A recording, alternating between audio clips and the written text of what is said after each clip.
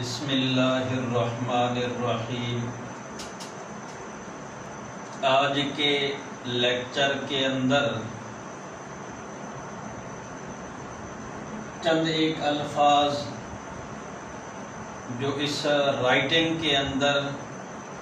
طلباء اور سٹوڈنٹس کے لیے سب سے مشکل ترین الفاظ، یہ وہ الفاظ ہیں کہ جہاں اسٹوڈنٹ پہنچ کر لکھائی چھوڑ جاتا ہے اور لکھائی سے اکتا جاتا ہے، اور اکثر اساتذہ کا انداز یہ ہوتا ہے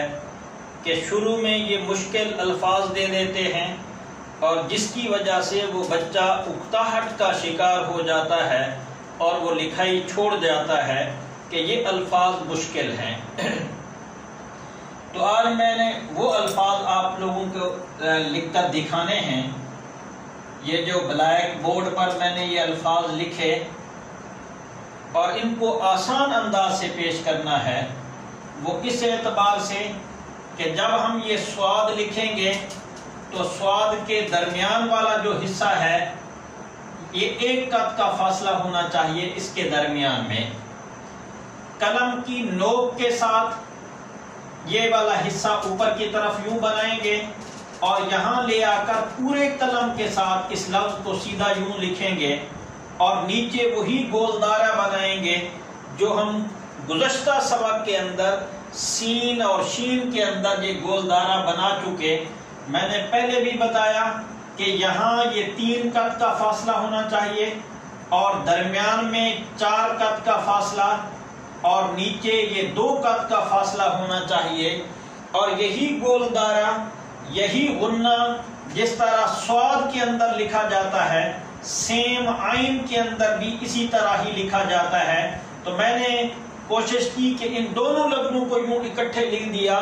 تاکہ آپ لوگوں کے لیے سمجھنا آسان ہو جائے کہ جس طرح یہ گول دائرہ غنہ سواد کا بنایا جاتا ہے سیم عین کا بھی اسی طرح بنایا جاتا ہے۔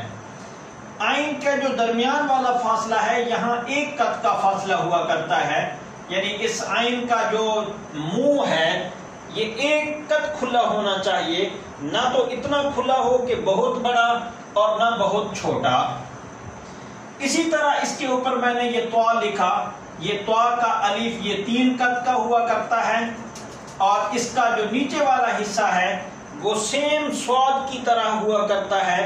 صرف ڈیفرنٹ یہ ہے کہ یہاں یہ 1.5 سے 2 قد کا فاصلہ اس کے درمیان میں ہوتا ہے اور سواد کے اندر 1 قد کا فاصلہ ہوا کرتا ہے۔ تو اسی طرح اس کے بعد جو مشکل ترین الفاظ کہ وہ جیم ہے، اور جیم اور عین سیم ایک ہی طرح کے ہیں۔ یہ جیم کا سرا بناتے ہوئے یہاں یہ 1.5 قد کا فاصلہ ہونا چاہیے،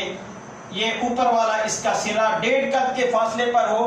اور نیچے جو اس کا غنہ ہے وہ سیم اس طرح جس طرح عین کا غنہ ہے اور سیم اس طرح جس طرح یہ سواد کا غنہ ہم نے بنایا اسی طرح عین کا غنہ بھی، اور اس کا طریقہ بھی یہی ہوگا کہ یہاں بھی کتنے قد کا فاصلہ، 3 قد کا فاصلہ ہوگا، اور نیچے 4 قد کا فاصلہ اور اس سے نیچے 2 قد کا فاصلہ ہوگا۔ تو اس اعتبار سے یہ ہمارے مشکل ترین جو الفاظ ہیں ان کو میں نے یہ یوں جز بنا کر پیش کیے تاکہ یہ مشکل الفاظ آسان ہو جائیں اور جو طالب علموں کے ذہن کے اندر یہ ٹینشن ہے لکھائی والی وہ بھی ختم ہو جائے۔ اسی طرح اس کے